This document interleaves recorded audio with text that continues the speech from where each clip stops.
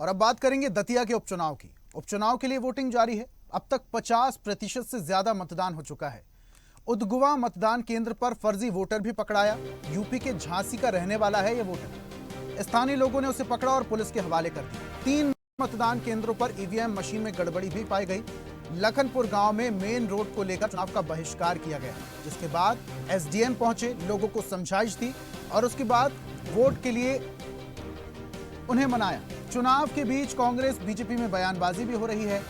BJP candidates का कहना है कि कमल ही खिलेगा और कांग्रेस ने कहा कि बीजेपी का अहंकार टूटेगा। कुल मिला के दतिया का ये जो उपचुनाव है, ये साख का चुनाव है बीजेपी और कांग्रेस के लिए। बीजेपी के प्रत्याशी आशुतोष तिवारी और कांग्रेस के प्रत्याशी घनश्याम सिंह, जिन्हें राजा जी भी कहा जाता है, तो कहीं ना कहीं ये साख का चुनाव है। लेकिन ये त्रिकोणीय मुकाबला भी साबित हो सकता है, क्योंकि दामोदर यादव भी चुनावी मैदान में है और राजनीतिक विश्लेषक कह रहे हैं कि दामोदर यादव कहीं ना कहीं कांग्रेस के लिए वोट कटौआ साबित हो सकते हैं।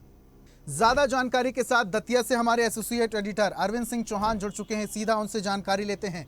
अरविंद जी, बांकीपुर में 20% बस मतदान हुआ है। दतिया की अगर बात करते हैं, 50% से ज्यादा मतदान हो चुका है। लोगों में उत्साह दिखाई दे रहा है। कहा जा रहा था कि ये दतिया का जो उपचुनाव है त्रिकोणीय मुकाबला हो सकता है। क्या कहता है वोटिंग प्रतिशत? आपके पास क्या अपडेट है? और ऋषभ, जिस तरीके से यहाँ दतिया में मतदान हो रहा है, सुबह से ही 7 बजे से ही यहाँ का मतदाता उत्साहित था। बीच में थोड़ा सा हो सकता है कि ये 60% से ऊपर चला जाता, 7% से ऊपर चला जाता, लेकिन हल्की बूंदाबांदी की वजह से थोड़ा सा मतदान में रुकावट आई है। और इसी यही वजह है कि 50-55% हुआ है। कहीं कहीं जो ग्रामीण क्षेत्र हैं उसमें 60% चला गया है और कुछ शहरी क्षेत्र के कुछ ऐसे पोलिंग बूथ हैं जहाँ पर 48-47% मतदान अभी पे हुआ है। संभावना व्यक्त की जा रही है कि 70% तक ये मतदान जा सकता है, क्योंकि अभी 3 घंटे बचे हैं। 3 बज रहा है, 3 सवा 3 बज रहा है, 6 बजे तक मतदान होना है। और नियम ये भी है कि जो प्रांगण मतदान केंद्र का है, जो पोलिंग बूथ है, उसके अंदर जितने भी मतदाता हो जाएंगे। अच्छा अरविंद जी, अपनी बात भी रखते जाइए करेंगे। और अगर आप पोलिंग बूथ में खड़े हैं तो जरा नजारा दिखाइए वहां का कि क्या तैयारियां हैं, सुरक्षा के कितने इंतजाम है। अपनी बात भी रखिएगा, हमारे दर्शकों को पोलिंग बूथ की तस्वीरें भी दिखाइए। ये निश्चित तौर पर देखेंगे।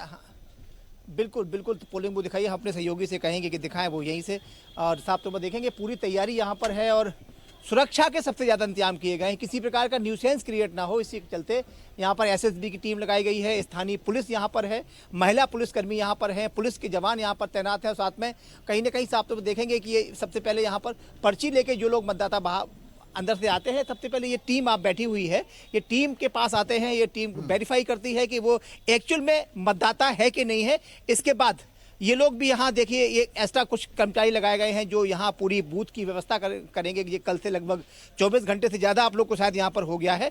क्या काम करते हैं आप यहाँ पे? क्या काम है आपका? अच्छा, नगर पालिका, ये लोग नगर पालिका, सभी लोग नगर पालिका, सभी लोग। ये देखिए सब, ये पूरा एक दिन का काम नहीं है और न ही किसी एक आदमी का काम है। लोकतंत्र को अगर मजबूत करना है तो आप निश्चित मान लीजिए उसमें हर आदमी का अपना अपना योगदान है, चाहे वो सुरक्षा एजेंसियां हों, चाहे वो नगर निगम हो, चाहे वो किसी भी डिपार्टमेंट के लोग हों। हर आदमी, हर विभाग के लोग पूरी सक्रियता से यहाँ पर काम कर रहे हैं। और यही वजह है कि पूरी दतिया क्षेत्र में बड़ी शांति से मतदान हो रहा है। किसी प्रकार का कोई न्यूसेंस क्रिएट नहीं हुआ है। हाँ, हालांकि एक जगह कोई झांसी का लड़का था, उसने फर्जी मतदान करने की कोशिश की थी। अब रातपुर में ये एसएसबी की टीम है। अब हम आपको दिखाने की कोशिश करते हैं। मध्य प्रदेश पुलिस की टीम भी यहाँ पर पूरी मुस्तैदी के साथ यहाँ पर तैनात है, दल बल के साथ तैनात है। किसी प्रकार की ये बिल्कुल बराबर गेट भी खोल के रखे हुए उन्होंने कि कोई जल्दी में बराबर स्टाफ बैठेगा और चल देगा, कुछ भी होगा तो साफ तौर पर जिस तरीके से ये रिजर्व समझा जा रहा है कि ये पूरी उपचुनाव को बड़ा शांतिप्रिय निपटाने के लिए और करने के लिए ये पूरा जोर आजमाइश जारी है। बस 2-2.5 घंटे की बात और है। 2 घंटे बाद 6 बजे तक ये मतदान होना है। और निश्चित तौर पर अगर हम बिहार की बात करें तो बिहार में लोगों की सुविधाओं का ख्याल रखा गया है, टेंट लगाया गया है, पानी के कैंपर मुझे दिखाई दे रहे हैं। पूरी व्यवस्था है कि अगर कोई दिक्कत हो जाती है, कोई परेशानी हो जाती है, कोई आकस्मिक स्थिति बन जाती है तो उससे निपटने के लिए पूरी तैयारियां हैं। अब जरा चुनावी बात कर लेते हैं, जरा राजनीतिक बात कर लेते हैं।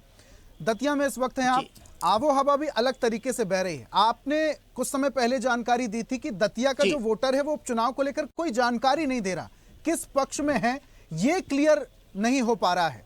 3 तारीख को क्लियर हो जाएगा। अभी लोग मतदान करने पहुंच रहे हैं। मतदान करने के बाद, बाहर आने के बाद लोग क्या कह रहे हैं?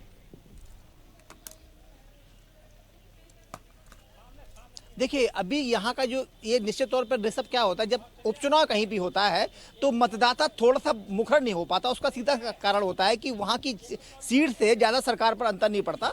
तो कहीं ना कहीं वो अपने आप को बिल्कुल कह सकते हैं कि जग जाहिर नहीं करना चाहता कि वो किसके पक्ष में गया है, लेकिन उसकी हाव भाव, उसकी सूझबूझ, उसकी बातचीत करने की शैली से समझ में आ जाता है कि इसने विकास को वोट दिया है या विकास को नकार दिया है। यानी कि जातिगत समीकरण अगर हम बात करें या क्षेत्रवाद की बात करें या हम दूसरे प्रकारों की बात करें, तो कहीं ना कहीं साफ तौर पर देखा जा रहा है कि यहाँ पर बिल्कुल त्रिकोणीय मुकाबला तो है ही, साथ में जो मूल जो विशेष जो आपस में जो कह सकते हैं कि जो राजबहस जारी है वो भाजपा और कांग्रेस के बीच में जारी है। अभी भी कुछ भी कहना मुश्किल है, बहुत ही कांटे की टक्कर है, क्योंकि ये सीधा मुकाबला भाजपा अपना श्योपुर की हार का बदला लेना चाहेगी, तो वहीं कांग्रेस इस पुनरावृत्ति करके और जो उसके संग हुआ है वो कहेगी कि जनता ने बराबर कांग्रेस को स्वीकार किया है। तो निश्चित तौर पे ये कह सकते हैं कि अगर 2-1 साल में चुनाव नहीं हुए तो इस सत्ता का सेमीफाइनल माना जाएगा। लेकिन जैसे एक बात यहाँ पर और भी है कि दतिया जो लगा हुआ है बिल्कुल उत्तर प्रदेश की सीमा से लगा हुआ है। यहाँ मध्य प्रदेश में कोई भी हलचल दतिया में, ग्वालियर में या चंबल अंचल में होती है तो उसका असर सीधा सीधा उत्तर प्रदेश में पड़ता है। उत्तर प्रदेश में कुछ ही महीने बाद यहाँ विधानसभा के चुनाव होने हैं, तो कहीं ना कहीं जो बुंदेलखंड का क्षेत्र होगा वो दतिया के बाद प्रभावित होगा। दतिया से प्रभावित कुछ भी होता है, चाहे वो अगर भाजपा की जीतती है, कांग्रेस जीतती है, कोई अन्य दल जीतता है, तो उसका असर साफ तौर पर उत्तर प्रदेश में देखा जाएगा। यही वजह है कि कांग्रेस ने अपनी जी जान लगा दी है, भाजपा भी पूरी सारे मंत्री उतार दिए गए हैं, पूरी ताकत लगा दी गई है, सारा सब कुछ यहाँ लगा दिया गया है। तो ये कांग्रेस प्रत्याशी कह रहे हैं कि बीजेपी का अहंकार टूटेगा। दोनों के दावे किसके दावे साबित होते हैं, ये 3 तारीख को स्पष्ट हो जाएगा। बहुत शुक्रिया तमाम जानकारी हम तक साझा करने के लिए। फिलहाल तस्वीरें आपको दिखा रहे हैं, लोगों में उत्साह, मौसम साफ, मतदान का प्रतिशत 50%। देखते रहिए स्वदेश न्यूज। अगर आप इस वीडियो को सोशल मीडिया हैंडल फेसबुक या इंस्टाग्राम पर देख रहे हैं तो हमें फॉलो करें। अगर यूट्यूब पर देख रहे हैं तो सब्सक्राइब करें और बेल आइकन दबाना ना भूलें।